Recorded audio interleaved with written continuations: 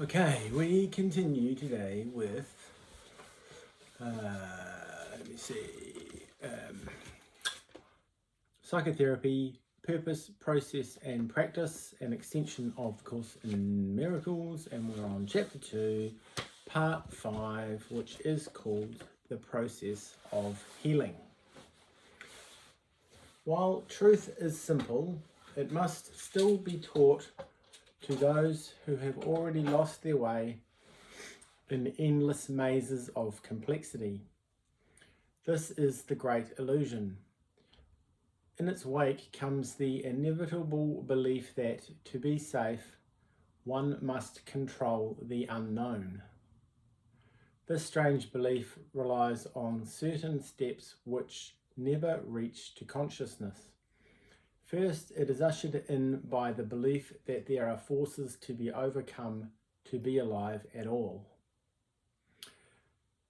And next, it seems as if these forces can be held at bay only by an inflated sense of self that holds in darkness what is truly felt and seeks to raise illusions to the light. Let us remember that the ones who come to us for help are bitterly afraid. What they believe will help can only harm. What they believe will harm alone can help. Progress becomes impossible until the patient is persuaded to reverse his twisted way of looking at the world, his twisted way of looking at himself. The truth is simple, yet it must be taught to those who think it will endanger them. It must be taught to those who will attack because they feel endangered, and to those who need the lesson of defenselessness above all else to show them what is strength. If this world were ideal, there could perhaps be ideal therapy, and yet it would be useless in an ideal state. We speak of ideal teaching in a world in which the perfect teacher could not long remain. The perfect psychotherapist is but a glimmer of a thought not yet conceived. But still we speak of what can yet be done in helping the insane within the bounds of the attainable. While they are sick, they can and must be helped. No more than that is asked of psychotherapy, no less than all he has to give is worthy of the therapist. For God himself holds out his brother as his saviour from the world. Healing is holy. Nothing in the world is holier than helping one who asks for help, and to come very close to God in this attempt, however limited, however lacking in sincerity.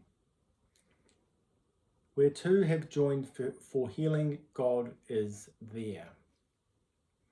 And he has guaranteed that he will hear and answer them in truth. They can be sure that healing is a process he directs because it is according to his will. We have his word to guide us as we try to help our brothers. Let us not forget that we are helpless of ourselves and lean upon a strength beyond our little scope for what to teach as well as what to learn. A brother seeking aid can give us gifts beyond the heights perceived in any dream.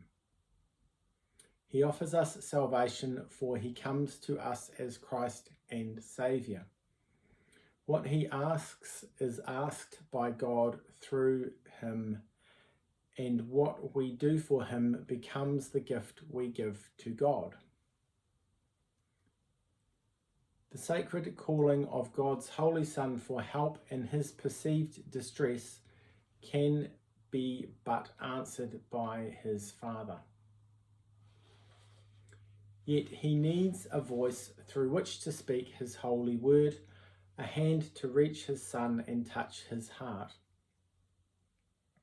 In such a process, who could not be healed? This holy interaction is the plan of God himself, by which his Son is saved. For two have joined, and now God's promises are kept by him. The limits laid on both the patient and the therapist will count as nothing, for the healing has begun. What they must start, their Father will complete. For he has never asked for more than just the smallest willingness, the least advance, the tiniest of whispers of his name. To ask for help, whatever form it takes, is but to call on him. And he will send his answer through the therapist who best can serve his Son in all his present needs. Perhaps the answer does not seem to be a gift from heaven. It may even seem to be a worsening and not a help. Yet let the outcome not be judged by us.